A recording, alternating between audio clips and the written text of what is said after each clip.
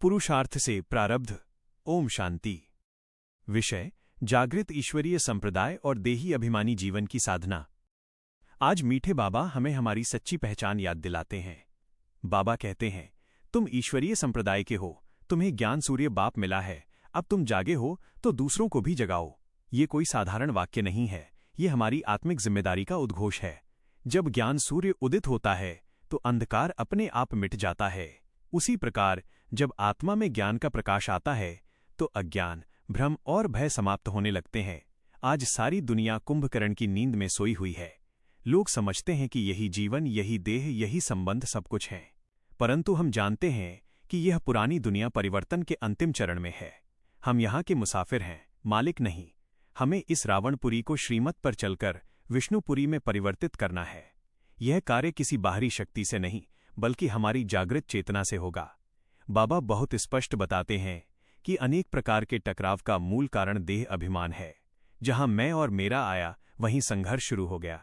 देह अभिमान हमें संवेदनशील नहीं, प्रतिक्रियाशील बना देता है। छोटी सी बात भी मन को हिला देती है। माया की ग्रहचारी बैठ जाती है और आत्मा अपनी शांति खो बैठती है। परंतु जैसे ही हम देही अभिमानी बनते हैं, स्मृति आती है, मैं यह शरीर नहीं, मैं ज्योति बिंदु आत्मा हूं। यह शरीर तो एक वेश है, एक उपकरण है। तब परिस्थितियां बड़ी नहीं लगती, संस्कारों का टकराव कम हो जाता है और बुद्धि स्थिर हो जाती है। बाबा कहते हैं, सर्विस में लग जाओ। सेवा केवल मंच से भाषण देना नहीं है, बल्कि हर क्षण अपनी स्थिति से संदेश देना है। हमारी दृष्टि, हमारी वाणी, हमारा व्यवहार सब सेवा बन सकते हैं। जो आत्मा निरंतर सेवा में रहती है, उसकी बुद्धि व्यर्थ में नहीं भटकती। सेवा आत्मा का सुरक्षा कवच है।